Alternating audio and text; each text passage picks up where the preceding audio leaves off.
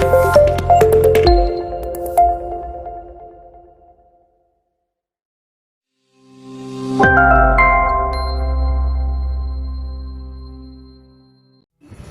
day, my dear students. I am your teacher for today, Miss Mariam Rendon. Welcome to Grade 7 TLE Caregiving. Before we start, I would like to share a short information about caregiving. Caregiving is providing care for the physical and emotional needs of a family member or a friend at home.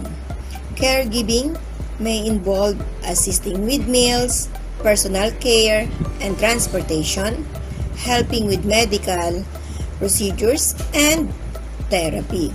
So, we should know the appropriate implements or tools in preparing their meals. Next, I have here the 3 different kinds of soup.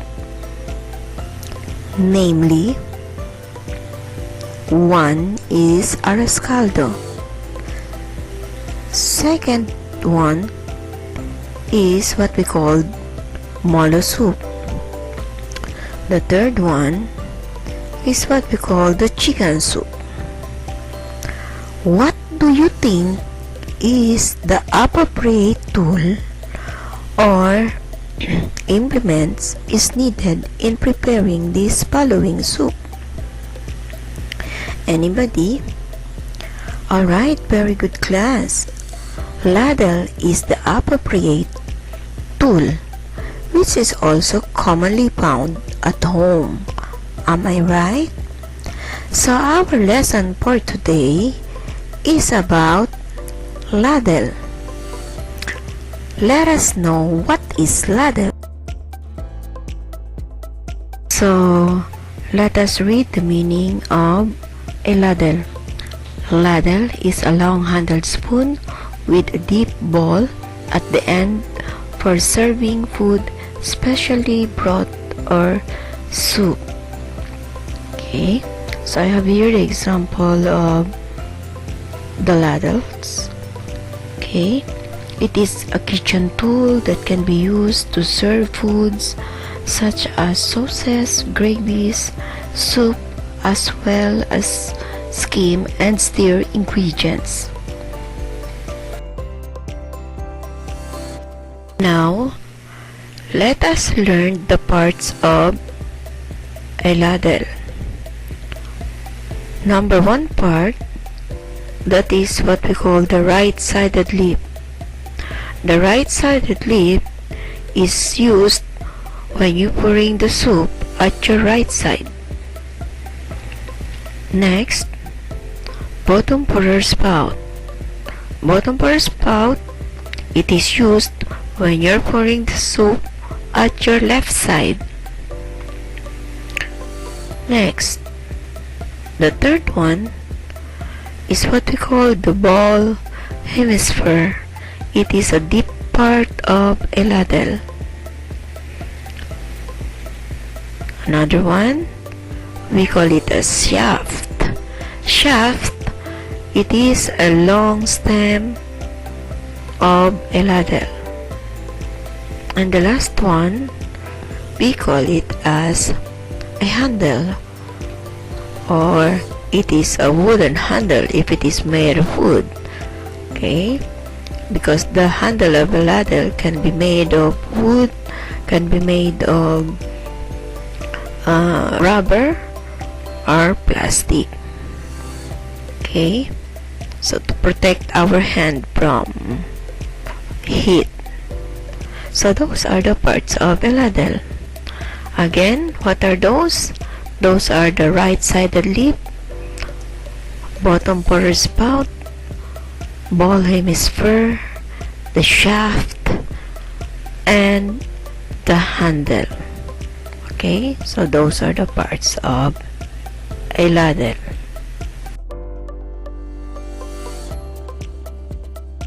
Let's proceed. So we have the different types of ladle that can be made into a different materials. Let us see what are those type of ladle. Okay. Number one type, this is what we call the stainless steel ladle. They are made of stainless steel. It is the most expensive but safest to our health. Okay, the second one. Alright, this is a wooden ladle. Wooden ladle, practically made of wood, also safest to use in hot or cold foods. Next, okay, these ladle are the plastic ladle. Plastic ladle, it is the cheapest ladle but not actually safest to use in hot foods, but we can use plastic ladle to stir juices. Okay. Alright, so we have also aluminum ladle. Okay, I have here the example of aluminum ladles. Aluminum ladle, it is also the cheapest ladle and it is commonly used at home. So you can easily find these aluminum ladles in the market. Okay, next, this one are the ladles made of silicone. It is safest to use in hot foods. A unique plastic because it is much more temperature resistant and durable than most plastic and has a low reactivity with chemicals. So that is a silicone ladle. Another is ladle made of coconut shell. This is a native tool. It is also safest to use, just like a wooden ladle. This kind of ladle was used long time ago by our ancestors. So that is what we call the coconut shell ladle. So here are some of the foods and soup wherein ladle is being used. So as you can see, ladle is the appropriate implement in preparing this kind of food or soup. A ladle is a type of cooking implement used for soup, stew, or other foods. Although designs vary, a typical ladle has a long handle terminating in a deep ball, frequently with the ball oriented at an angle to the handle to facilitate lifting liquid out of a pot or other vessel and conveying it to a ball. So that's all the information about the ladle. Let us see if you have learned something.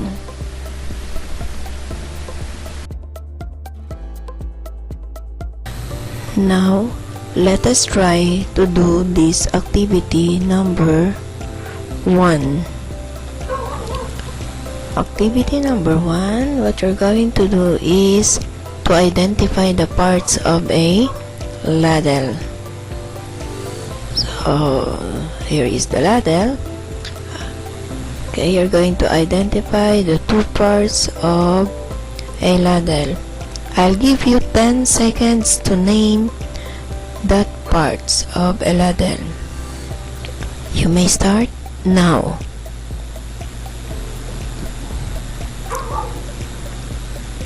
Are you done? Let us check your work.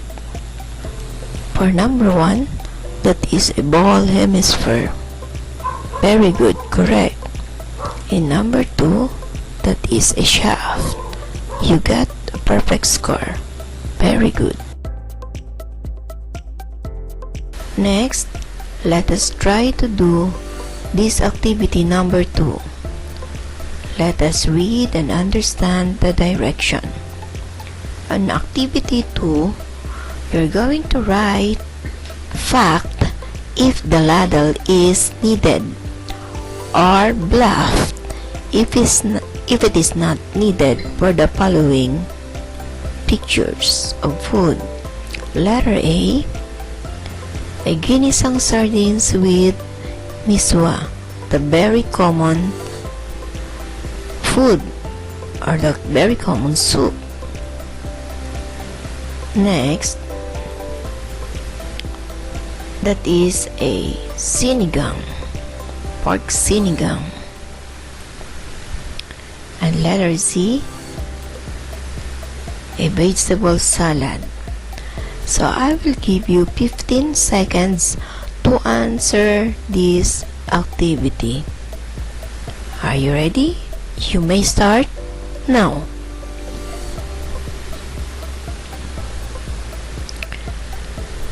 Let us check your work. For letter A, for ginisang sardines with miswa, is it a fact or a bluff? Yes, correct. The answer in letter A is fact. How about in letter B? Sinigang, is it a fact or bluff? Very good, that is a fact. How about in letter C, the vegetable salad? Very good. The correct answer in letter C is bluff. Okay? So you got the perfect score. Very good, class.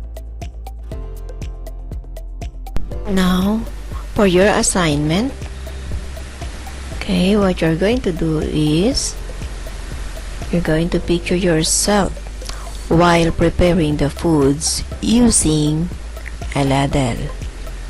Then, send your work to your GC or Messenger.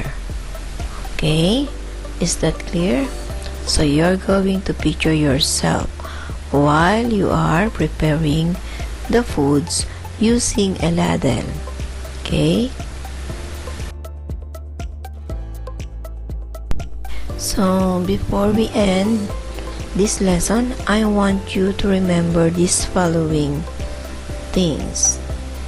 Okay? Especially when you're preparing the foods for your patient, for your lola, for your mommy. Okay? To those who need your help at home. 1, don't forget to use the appropriate tools or implements to the right foods. Okay? Next, be sure that the tools or implements like ladle is always cleaned before using it. Okay?